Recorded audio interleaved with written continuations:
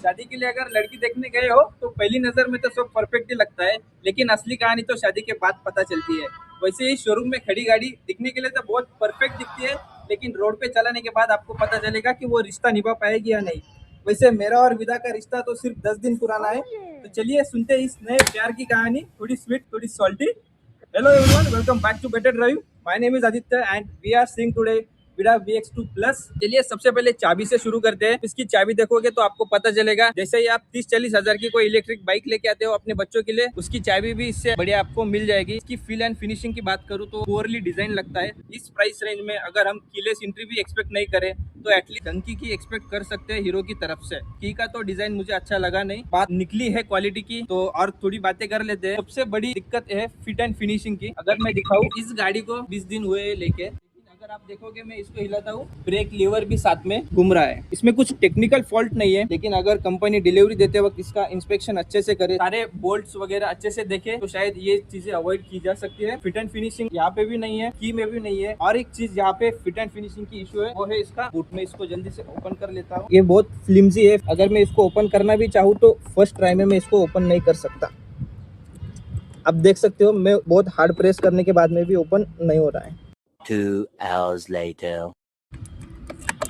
तो इतना जोर से दबाने के बाद ये ओपन हुआ। स्प्रिंग आप देख सकते हो ऊपर से विजिबल है, तो ये कहीं पे भी हीरो की क्वालिटी का फील नहीं होता है। डिजाइन की बात कर लेते हैं। ऊपर में आपको ग्लॉसी ब्लैक में मिल जाता है, तो आपको टर्न इंडिकेटर्स एलईडी में मिल जाते हैं। इस गाड़ी में आपको रियर स्टॉप लैम्प भी एलईडी में मिलता है और टर्न इंडिकेटर्स भी आपको एलईडी में मिल जाते हैं। पीछे नंबर प्लेट को रिफ्लेक्टर मिलेंगे और यहाँ पे छोटा सा लाइट है जो की नंबर प्लेट के लिए है। दोनों भी व्हील में आपको मैकव्हील मिलने वाले हैं, की वजह से गाड़ी की स्टेबिलिटी और अच्छी हो जाती है। फ्रंट में आपको डिस्क ब्रेक मिल जाते हैं, रियर साइड में आपको ड्रम ब्रेक मिल जाते हैं। डिस्क ब्रेक होने की वजह से आपका ब्रेकिंग डिस्टेंस बहुत ही कम हो जाता है। लैंप भी चला के दिखा दूं, वो भी एलईडी में मिलता है। अभी डे लाइट की वजह से इतना विजिबल नहीं होगा। इसमें आपको अपर डिपर मिल जाता है। तो चलिए इसके डिस्प्ले की बात करते हैं। इसकी साइज की बात करूं तो वो है 4.3 इंच का TFT डिस्प्ले, लेकिन इसमें दिक्कत ये है इसके बेजल्स। तो यहाँ पे इतने बड़े बेजल्स होने की वजह से एक्चुअल स्क्रीन साइज बहुत छोटी हो जाती है। टर्न इंडिकेटर्स मिल जाता है, ये हेडलैम्प की है। यहाँ पे लिम्प मोड मिलता है। इसके बाद में बैटरी ऑल फंक्शन वाला लैंप भी मिल जाता है। और ये स्टैंड का, अगर मैं स्टैंड नीचे करूँ ये लो हो जाता है। डिस्प्ले को कंट्रोल करने के लिए यहाँ पे जॉयस्टिक मिलेगी। इसे मैं जॉयस्टिक को प्रेस करता हूँ तो यहाँ पे आपको date, current ride, odometer, trip, turn by turn navigation, ये सारे फीचर्स मिल जाते हैं। फिलहाल तो विदा की तरफ से 1 साल के लिए ऐप कनेक्टिविटी फ्री है। शायद 1 साल में बाद वो चार्ज करना चालू कर दे। तो ये तो बात थी डिस्प्ले की। बात करते हैं स्टोरेज की। तो यहाँ पे आपको छोटा सा स्टोरेज मिल जाता है जहाँ पे आप अपना मोबाइल रख सकते हो। मैं एडवाइस करूंगा कि चाबी मत रखो, क्योंकि अगर आप चाबी अंदर डाल रहे हो तो निकालने के लिए दिक्कत आती है। ये अंदर जाके और थोड़ा नैरो हो जाता है, उसकी वजह से चाबी निकालना मुश्किल हो जाता है। में ये आपको हुक मिल जाता है। इसके बाद में आपको यहाँ पे USB मिल जाता है। अगर आप बोल रहे हो कि इलेक्ट्रिक गाड़ियाँ फ्यूचर है, तो फ्यूचर के हिसाब से उन्होंने C पोर्ट होता तो और ज्यादा प्रैक्टिकलिटी बढ़ती थी। बटन्स के बारे में कोई दिक्कत नहीं, काफी अच्छे से काम करते हैं। इसके साथ साथ आपको एक 5 लीटर का फ्रंट का स्टोरेज भी मिल जाता है। वो एज ए एक्सेसरी आपको ऐड करना पड़ेगा, जिसकी कॉस्ट लगभग 700 या 800 रुपए है। उसके बाद में बात करते हैं अंडर सीट स्टोरेज की। टोटल 28 लीटर का आपको अंडर सीट स्टोरेज मिल जाता है। यहाँ पे आप एक फुल साइज हेलमेट नहीं रख सकते हो, हाफ साइज इजीली बैठ जाएगा। इसके बाद में जैसे कि मैंने कहा, इसकी क्वालिटी, ये स्प्रिंग वगैरह आपको ऊपर से विजिबल है, ये बिल्कुल अच्छा नहीं लगता है। और इस गाड़ी की सबसे अच्छी USP है रिमूवेबल बैटरी। इस बैटरी को आप निकाल के आराम से घर पे जाके चार्ज कर सकते हो। हीरो आपको यहाँ पे 3 तरीके से चार्ज करने की फ्लेक्सिबिलिटी देता है। सबसे पहले तो एक फास्ट चार्जर, एथर ग्रिड पे या हीरो की ग्रिड पे भी चार्ज कर सकते हो। सेकंडली आप इसको रिमूवेबल बैटरीज है, अगर आप फ्लैट में रहते हो या किसी बिल्डिंग में रहते हो, फिर बैटरी निकाल के घर पे लेके जाके भी चार्ज कर सकते हो। और थर्ड ऑप्शन है यहाँ पे आपको चार्ज करने का।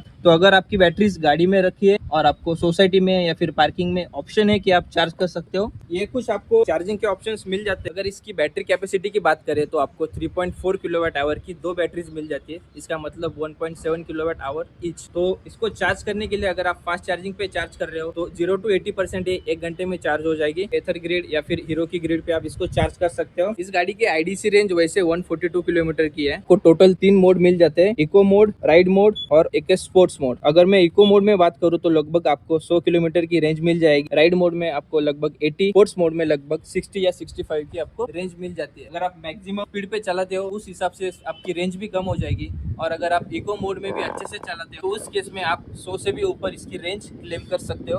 और ये मैंने खुद टेस्ट करके देखा है। इसका कोई और स्ट्रॉन्ग पॉजिटिव पॉइंट होगा तो वो है इसका बूस्ट मोड। यहाँ पे आपको एक्सेलरेशन इको मोड और राइड मोड से बहुत बढ़िया मिल जाता है। 1,10,000 की प्राइस रेंज में कोई भी गाड़ी आपको इतना पिकअप या एक्सेलरेशन प्रोवाइड नहीं करेगी। स्पोर्ट्स स्पोर्ट्स मोड के साथ साथ आपको एक बूस्ट मोड भी मिलता है। अगर आप ट्रैफिक में हो, सिटी में हो, इको मोड पे चल रहे हो, में आपको ओवरटेक करना है तो आपको सडन पावर की जरूरत पड़ेगी, उस केस में आप इस गाड़ी का बूस्ट मोड ऑन कर सकते हो। तो यहाँ पे एक रॉकेट का सिंबल बना है जिसका मतलब बूस्ट मोड ऑन है। गाड़ी इको में है, राइड में है या स्पोर्ट्स मोड में है, आप अगर सडन एक्सेलरेशन दोगे तो उस केस में गाड़ी आपको उतना पावर दे देगी जो कि आपको ओवरटेक करने के लिए मोर देन इनफ रहेगा। फिलहाल मैं इको मोड में हूँ, जैसे ही मैं फुल थ्रोटल दूंगा, सडन एक्सेलरेशन दूंगा, बूस्ट मोड ऑन हो जाता है। अभी मैं इसको करके दिखाता हूँ।